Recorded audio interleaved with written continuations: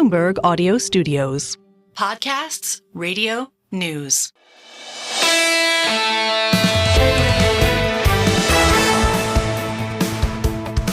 The single best idea, and after the marathon yesterday, thanks to our team for putting together a special edition yesterday, 5 hours of Bloomberg Surveillance. I'm like, are we really going to cover a hearing for 2 hours? But it was fascinating.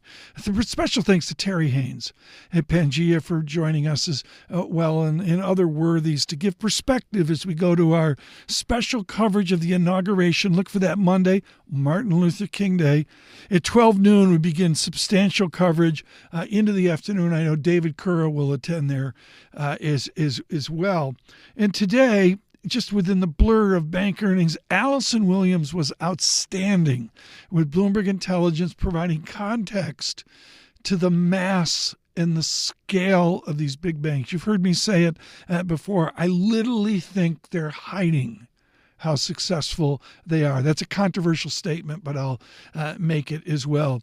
No controversy today that the equity markets are the worry, of course, turning around with the CPI disinflation report at 8:30. Before that, we talked to Michael Darda of Roth. Michael Darda talking about the end of the Mag 7 boom. I would say from a sector-based perspective, the areas that have really dominated the performance of the S&P 500, I would be cautious on from here, and we know what those are.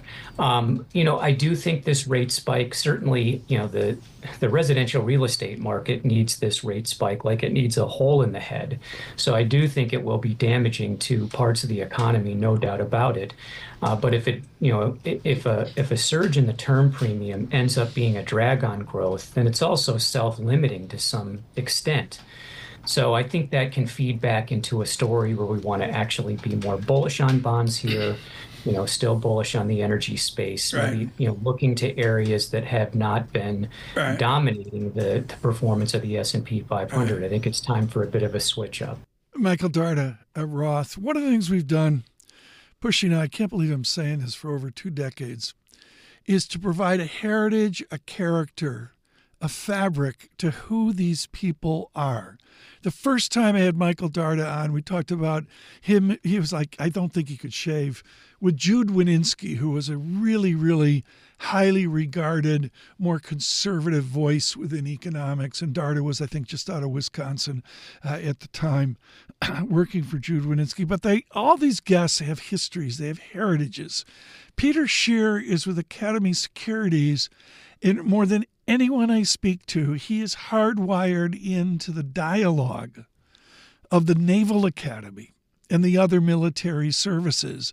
We digress today away from his ability to participate in the markets, but still be cautious about some of the worries picking up there, like leverage.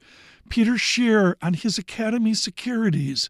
Peter Tchir on his admirals and his generals. Beyond any individual, I think when our team talks, they're looking for a military that progresses, figures out where we're going to be. I think there's a lot of questions. Do these large platforms still make sense? Do aircraft carriers make sense? How much money should be spent on drones? What sort of technology do we need? How do we go forward? How do we make the military so they hit the recruiting goals again, right? Something's happened where Space Force and the Marine Corps was hitting their goals. So I think they need to, revitalize this. I think there's a lot of concern about how this is being led in the past, how it's going to be led going forward. I think there's an optimism, and at the, individual soldier level, it's good. But how do we prepare for the next war? Are we stretched too thin? One of our generals, General Ashley, he quotes, can't remember who he quotes, but this probably goes back 10 years ago. Our enemies used to fear us and respect us.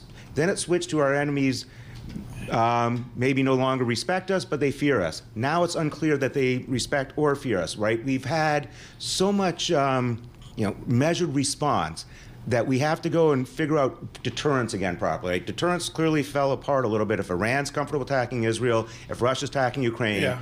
Valuable from Peter Tchir of Academy Securities. We'll continue with our coverage, of course, with the leadership of David Gura and our entire Washington team on our political debate in this nation to the inauguration and into the second administration, the second term for President Trump. On this commute across the nation, again, thank you 99.1 FM Washington, Bloomberg 1130 in New York, our flagship station, and of course, good morning across New England on 92.9 on YouTube podcasts. This is Single Best Idea.